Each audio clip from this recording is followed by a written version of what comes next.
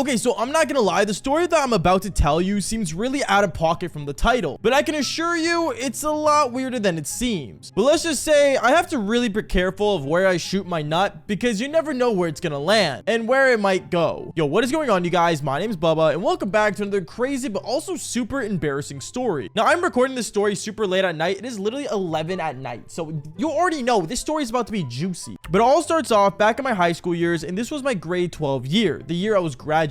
Now, graduating is a really big deal. A lot of people don't understand how big of a deal it actually is, but let's just say for anyone that is in school right now, make sure you guys graduate. It makes you a better person. It opens doors for a lot of bigger possibilities in the future, so you don't have to end up like me making videos about how you, well, I guess do the devil's tango. But anyways, enough about me. I remember one day I was walking down the school hallway and I was just hanging out with a couple of my buddies. Now, me and my buddies were all excited for graduation at this time because we were all ready to basically go, I guess, get into the real world, when in reality we actually weren't ready, but still, it was, like I said, a big deal for us to graduate. And I remember one of my buddies, he ends up saying out loud, "Yo guys, we gotta do something to be remembered. Like, seriously, it's gotta be something insane." Like, what is what I looked at him saying? And that's when he ended up saying the words, "We have to host a massive party, like a party that's gonna go insane." You want to host a party? Well, yeah, think about it. How else are we gonna be remembered? Like, obviously it's gotta be through a party, right? Now, at this time, I'm not gonna lie, he wasn't the only person that year with this bright idea. Hosting a party was like kind of the way to get yourself into the cool kids club, because well,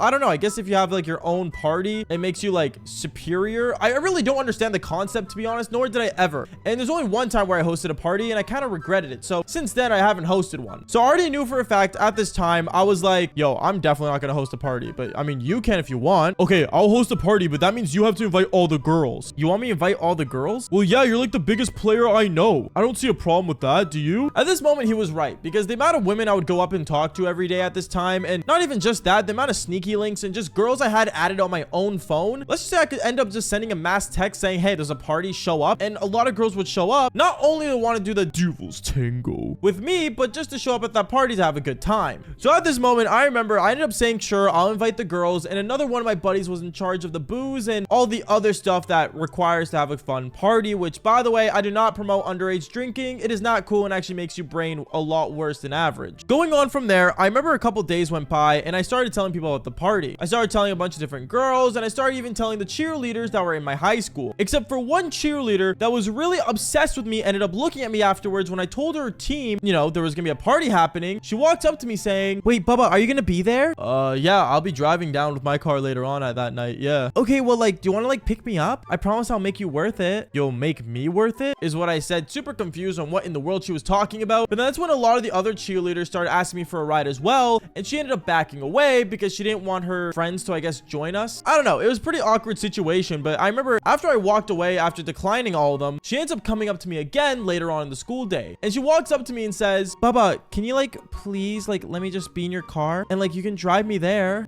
You know what, sure, I'll drive you, but don't tell anyone else, okay? Okay, bet. I promise you won't regret it. And at this moment, when she said that, she ended up grabbing my, well, I can't say because, well, obviously monetization reasons on YouTube, but let's just say she did something really bizarre that, let's just say she grabbed something that wasn't supposed to happen. Tommy, you can put anything on here, an eggplant emoji, anything like that. It makes sense what she was kind of initiating. Going on though, I remember from there, more days go by, and at this point, a lot of people were ready for this party that was gonna happen on that weekend. No joke, I want to say easily like over 150 people were invited to this party. Now, don't get me wrong, it wasn't anything massive or crazy like Project X, you know, having like thousands of people, but 150 people, that's like basically my grad class plus like, and like a bunch of others. I want to say that was easily a large amount of people to barely fit in this house. But I remember when the day of the party happened, I ended up getting ready and I was just, you know, at my place, and I always show up to a party, I want to say an hour to 2 hours later, because you never want to be the first one there. It's super embarrassing, and take my advice for anyone that goes to parties, you always want to show up at least an hour to like, you know, 2 hours later. But I remember I ended up getting dressed, and afterwards I ended up getting a message from the girl that I was supposed to pick up saying, "Hey, like, when are you gonna come get me? The party already started like 20 minutes ago." "Oh, I'm gonna show up like maybe like in like 20, like half an hour. I still gotta get a shower and everything." "Oh, okay, well, like, just let me know." So I ended up, you know, finalizing myself, getting ready. I took that shower that I told her I was gonna take, and I got inside my car and went to her place. When I picked her up, she looked amazing. Like, no joke, she wore like a nice top and she was super attractive.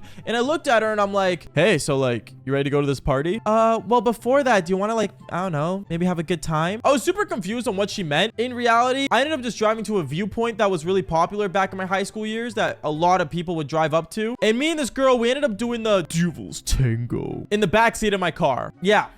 That actually happened. Super insane, but at the same time, it wasn't something I haven't done already. Now, this is where the story gets kind of insane, and I'm gonna have to censor it as much as possible. But basically, I remember after me and her did the Devil's Tango, we ended up going back to the front seats of my car, and we ended up driving on the way there. And on the way there, this girl opens my mirror, and she ends up basically like, you know, getting herself all dolled up again after what just happened. But then that's when I looked at her, and I noticed that there was a stain on her left cherry. Yeah, her left cherry had a stain on it. And this stain, I knew exactly what it was from, but I didn't want to say anything because, well, I don't know, like, I didn't think it was that big of a deal since it was like, you know, just a little stain. Like, it could have been from anything. And when me and this girl, we ended up showing up to this party, I remember me and her walked in together, and a lot of the cheerleaders ended up running up to me saying, oh, like, I thought you weren't driving anyone. But then when they looked over at her, they instantly saw the stain, and they looked at me saying, oh, okay, now I know why you guys didn't show up early. Baba, I didn't know you were able to nut like that. To what? Not like what? No, I meant nut. Nut? What do you mean? I didn't nut. At that moment, everyone started laughing, and rumor went around the party that I ended up nutting on this girl.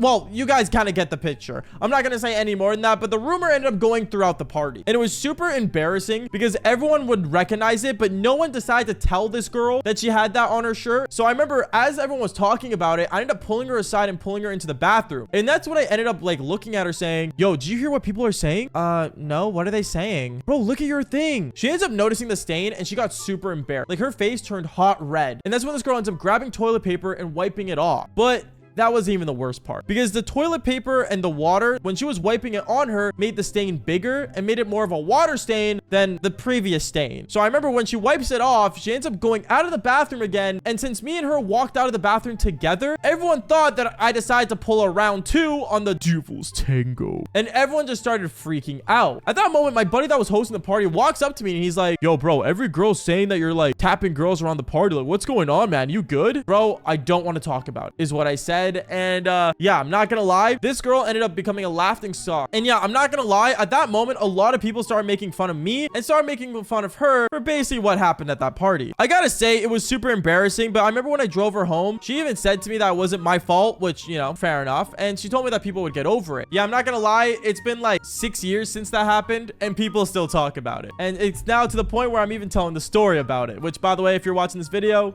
sorry, it's funny, it was a throwback. And yeah, you know, next time I'll make sure to aim my nuts better. But hey, if you guys don't believe the story, then fall for more embarrassing ones just like this one. Peace out, guys.